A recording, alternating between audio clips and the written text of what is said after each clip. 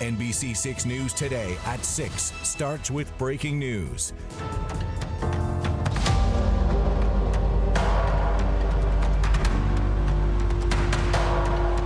As we approach the 6 o'clock hour here on your Friday morning, we begin with a somber sight on the FSU campus in Tallahassee. That's the makeshift memorial that continues to grow hours after a gunman opened fire and went on a shooting spree on campus. Here's what we know this morning. At least 2 people were killed and 6 others were hurt. The man who pulled the trigger is an FSU student, and he is also in the hospital this morning after he was shot by police. All right, good morning, South Florida. I'm Constance Jones. And I'm Chris Anderson. We have live team coverage for you this morning. NBC6's Brianna Nespral is going to have reaction on this heartbreaking tragedy that's hitting so close to home for many of us across South Florida. But we begin this morning with NBC6's Julia Bagg, who joins us live with more on how the victims are doing this morning. Constance, we know at least 5 of the 6 injured are being treated in the hospital for gunshot wounds. That's the latest word we have from the FSU chief of police. The good news is all 6 of those injured are in fair condition right now. We do want to caution you, the video you're about to see is disturbing.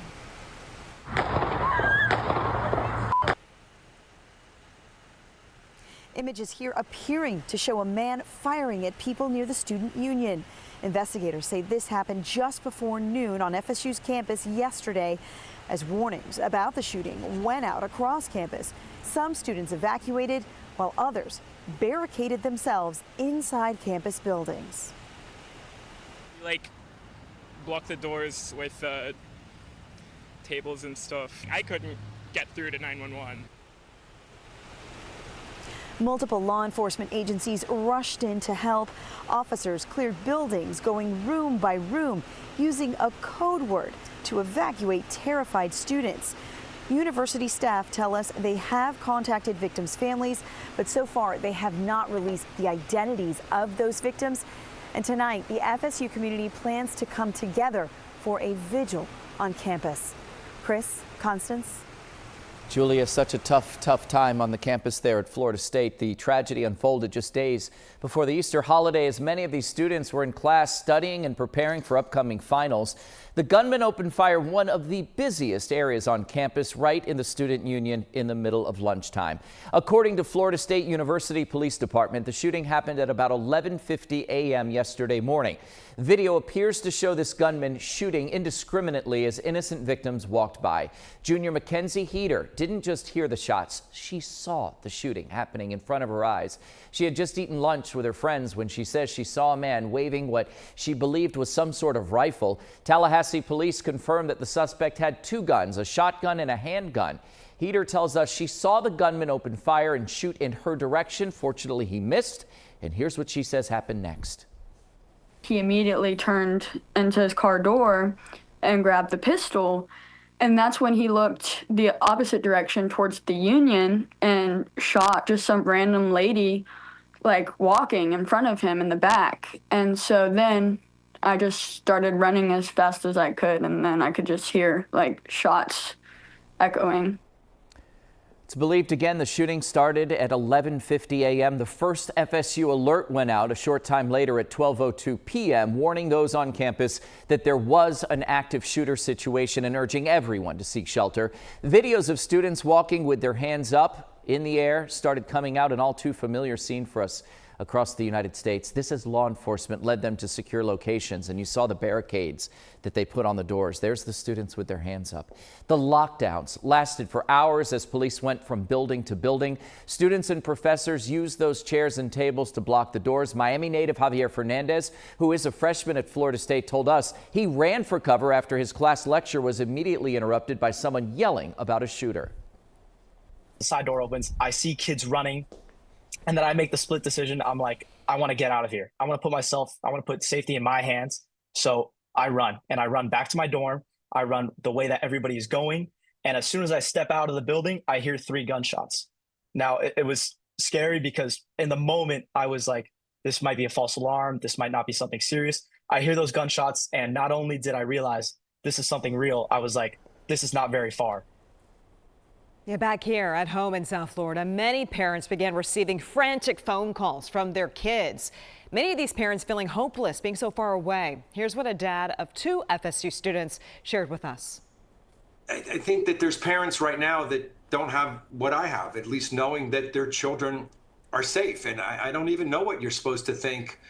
I will tell you, though, that one of the things that we've all said and the parents that we've spoken to is thoughts and prayers aren't enough at this point in time. Counseling services are now available on campus and also over the telephone. People will also be able to reclaim their belongings starting at 10 o'clock this morning. The president of FSU, Richard McCullough, calling it a tragic day for the university. We're going to do everything we can to support our community. We're a strong and united community, and we're family. And so we'll take care of all of you. And we'll get through this together. FSU President Richard McCullough there. Meanwhile, yesterday's heartbreaking tragedy bringing back horrific memories of mass shootings that have happened in the past, including in Parkland years ago. Some students who were students at Marjory Stoneman Douglas High School 7 years ago are now students at Florida State going through this again. NBC6's Brianna Nesperal is following this for us. She is live this morning where Brianna, some Parkland families speaking out again after another senseless shooting here in our country on a school campus. Yeah, the community shaken again. The pain felt with another day of violence. These families, they find themselves calling for change once again. It's been more than 7 years since the tragedy in Parkland. Parents who lost children that day say they're sad about what happened at FSU, but don't seem surprised. They include Manuel Oliver, father of Parkland shooting victim Joaquin Oliver. I feel terrible. I know how some parents are feeling.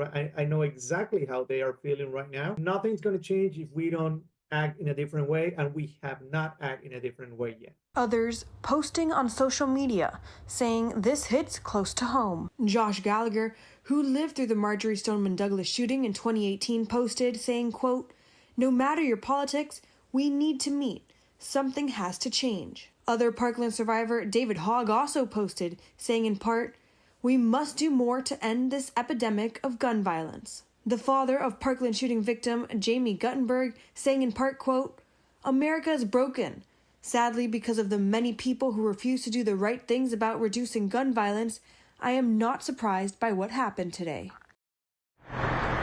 The reactions continue to pour out, many calling on lawmakers to put an end to the gun violence instead of what they say are empty words. Live this morning, I'm Brianna Nesperal, NBC6 News. Brianna, thank you. We're going to continue our coverage on this deadly mass shooting at Florida State University. NBC6 reporter Jamie Garola is continuing to bring you live reports from Tallahassee, both on air, online, and through our digital platforms as we learn more about this tragedy. All right, our time now 6:07 on your Friday. Newly released video shows what the Broward Sheriff's Office is investigating as one of the failures leading up to the triple shooting in Tamarack that changed their community forever. A school bus citation program in Miami-Dade County suspended just weeks after it began. The sheriff is airing out some of the errors that led to the decision being made to cancel this program. All right, everybody, let's break down your boat and beach forecast here. And this time it's all about the boats, right? We'll have your beach forecast specifics here in a moment. Miami-Dade and Broward, if you are doing any boating, small craft advisory, moderate chop on the bay here. Seas running 3 to 5, even 6 feet. So definitely a little tricky out there. Let's take you down to the Keys. How are we looking down there? Well, the wind also an issue, small craft advisory. Near shore conditions rough. Once you get out about 20 miles or so, then you find the really big waves down through the Keys, 6 to 8, occasionally even 10 feet out there. So this is all because of the wind. We're not tracking rain today, but yeah, a little tricky out on the water, Joe.